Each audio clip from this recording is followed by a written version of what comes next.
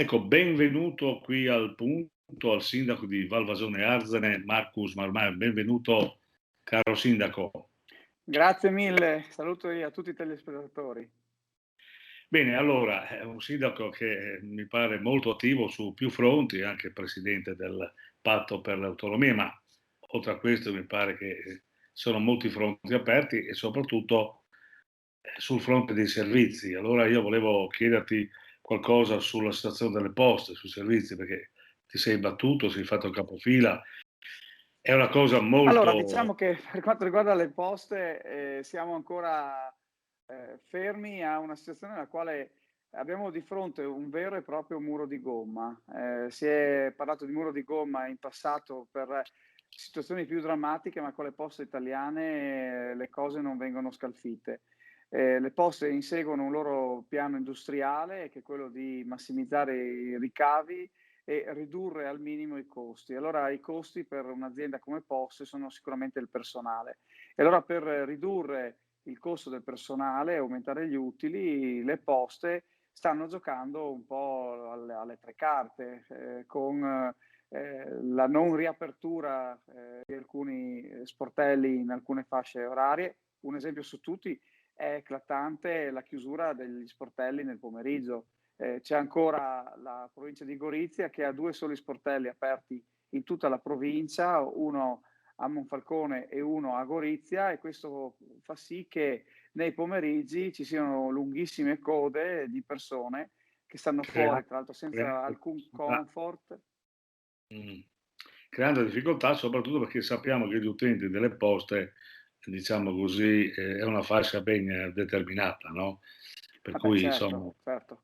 No, no, ma questo... le difficoltà sono legate, e purtroppo ormai la cosa è diventata stagionale, d'inverno al freddo sotto la neve ed estate sotto il sole a 34 gradi come è accaduto oggi, e quindi con il rischio anche di toccare la salute della gente, senza dimenticare che ci sono delle sentenze importanti, l'ultima del TAR della Campania, che impongono alle poste, prima di arrivare a una razionalizzazione degli orari, di verificare la fattibilità del servizio con chi? Con le amministrazioni comunali, ma le poste questa cosa non la fanno, e allora dovremmo cambiare un po' il regime del confronto. Diciamo che fanno orecchie da mercante in sostanza, ecco, questo è il problema.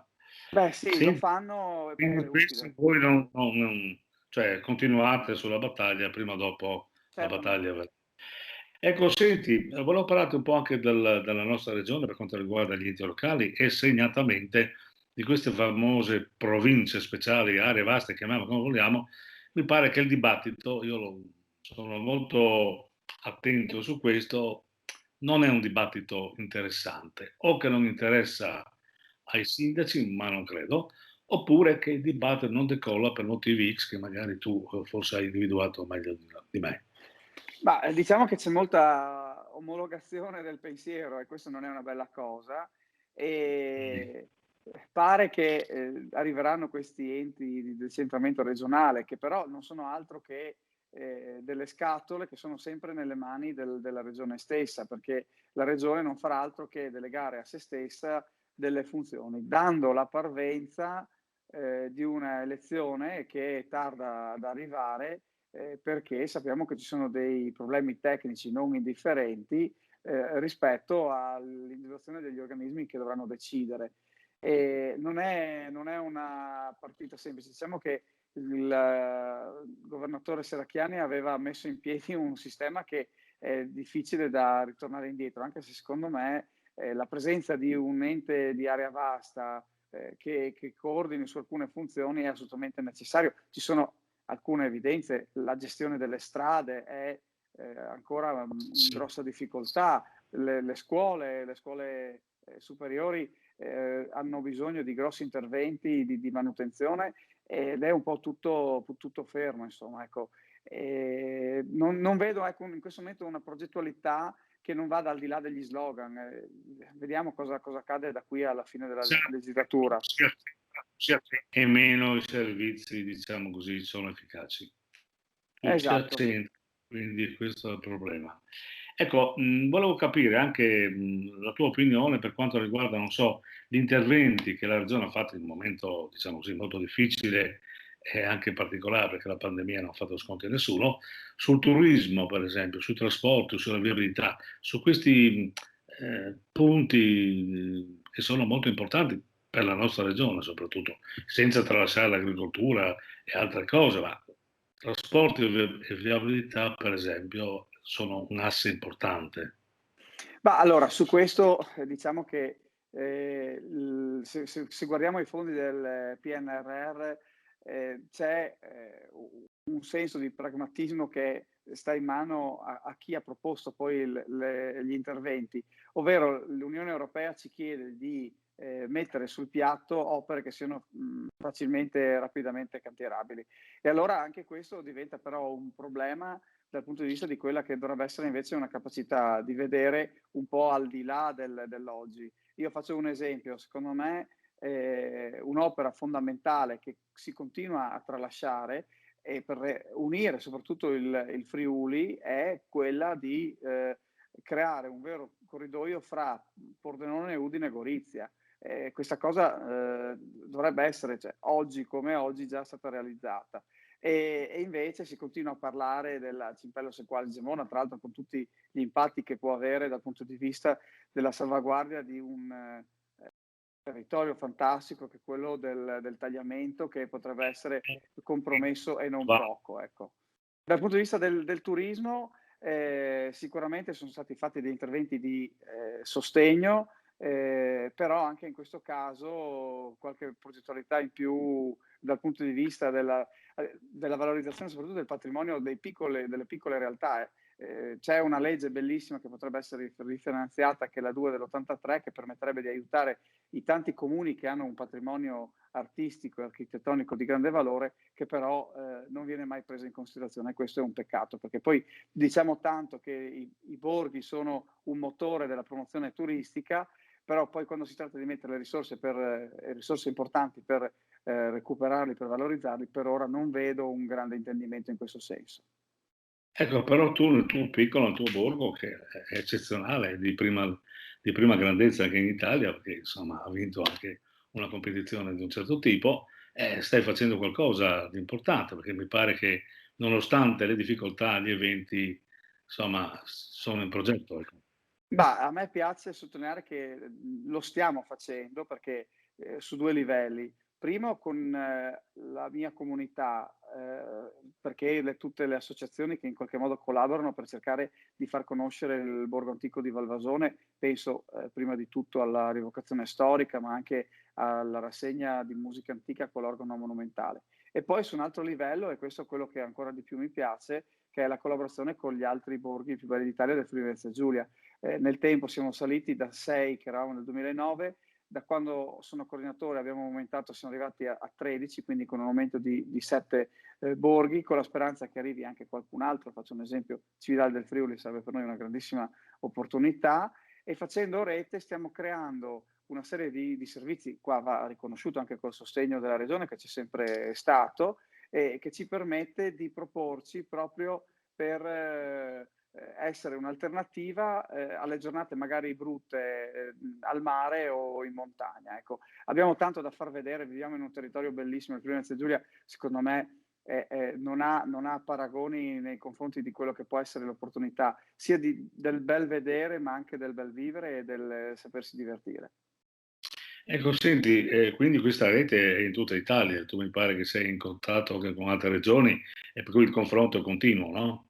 Allora, beh, questo io ho avuto un po' per il percorso fatto insieme agli amici del Friuli Venezia Giulia, abbiamo avuto l'opportunità di poter esprimere per la prima volta nel direttivo nazionale dei borghi più belli d'Italia, che raggruppa 313 comuni in tutta l'Italia. Noi rappresentiamo 1.300.000 abitanti nell'insieme, quindi siamo secondi come numero di abitanti solo a Roma e a Milano. E allora ho avuto l'opportunità di essere designato all'interno dell'esecutivo nazionale, e questo ti permette anche di poter avere una visione ancora più a 360 gradi di quello che si sta facendo a livello nazionale per promuovere in questo caso l'Italia, il Friuli e anche i piccoli borghi. Quindi hai il polso della situazione ben presente. Ecco, senti, dato che tu anche operi a livello nazionale in questo ambito, eccetera, come in altri, no? E cosa pensi del governo attuale? Cioè, è un momento di emergenza, abbiamo capito tutti, è un momento difficile, però diciamo, questo sta un momentino, come dire, mettendo la dormia alla politica, o forse la politica potrebbe in qualche modo risvegliarsi di colpo? Perché mi pare che c'è una specie di... Io direi che, senza creare clamore, di fatto siamo commissariati. Chi doveva dare, i 200 e rotti miliardi di euro all'Italia ha chiesto al Presidente della Repubblica, come figura istituzionale, ma insomma alla politica italiana, di dare delle garanzie e, il nome più conosciuto come garante era quello di Draghi, e Draghi è diventato Presidente del Consiglio. Gli hanno creato anche la maggioranza attorno per poter di fatto fare ciò che ritiene, che vuole, ma che è sempre comunque coordinato alla volontà dell'Unione Europea. Ecco. Siamo in una fase non molto diversa da quando c'era Monti, io la vedo così. E quello che mi preoccupa è che questo commissariamento porterà ancora una volta a mettere il centro come prioritario e quindi togliere potere alla parte locale, quindi alle autonomie, per centralizzare, e questo neocentralismo secondo me è molto deleterio, perché vuole un popolo omologato, in senso un popolo di consumatori italiano e europeo, e questo non va assolutamente bene. Da una parte ci vantiamo di essere l'Europa dei popoli, però poi alla fin fine dobbiamo essere solo consumatori per i prodotti delle grandi aziende. Grandi multinazionali. Mm. Ecco, per quanto riguarda il nostro Friuli, che in qualche modo si sta difendendo, diciamo, con i denti, ma mi pare che non tutti remano dalla stessa parte, e abbiamo visto che finalmente il friulano è arrivato in Rai, ma è arrivato in Rai 3, sempre più un contentino che altro.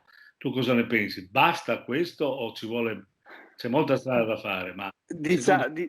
Diciamo che, allora, c'è una visione strategica di lungo periodo, che è quella che, se noi vogliamo salvaguardare la nostra autonomia speciale, dobbiamo capire che deriva innanzitutto dalla presenza delle minoranze linguistiche sul nostro territorio.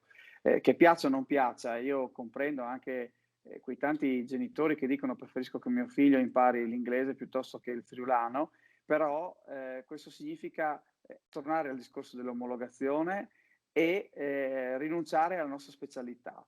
E allora, per salvaguardare la nostra specialità, bisogna fare l'insegnamento del friulano a scuola, bisogna fare in modo che la RAI usi il friulano come uno strumento per parlare ai cittadini. E su questo un passo è stato fatto sicuramente la prima volta che il friulano viene ascoltato anche dalla televisione, però quello che noi chiediamo con forza è un percorso verso l'informazione in friulano, che è quella che viene più ascoltata e più vista da parte della gente. E su questo ci vuole, il nostro motto è più Friuli in Rai, che non è solo la lingua friulana. Dobbiamo essere grati a Telefriuli in questo caso, che rappresenta la giusta alternativa privata, però il mondo del pubblico dovrebbe avere ad esempio una sede televisiva RAI a Udine degna di questo nome, e seguire di più quello che è la maggioranza del popolo, dei cittadini del Friuli Venezia Giulia, che sono i friulani. Bene, grazie della tua chiacchierata che ci ha aperto un po' anche qualche spiraglio in più per quanto riguarda la politica internazionale. Naturalmente Pensa, hai grazie a te, dato sempre. questi minuti, diciamo così, del tuo tempo. Certamente torneremo a vederci, e io posso dirti che Telefriuli è sempre attenta soprattutto al territorio e in questo caso ai sindaci, ma ci saranno delle novità a presto, e tu lo saprai bene. Bene, Bene, d'accordo. Grazie mille. Mandi e te, forza Friuli. soddisfazione e naturalmente a tutti i tuoi cittadini. Grazie, mandi. Mandi, grazie, ciao.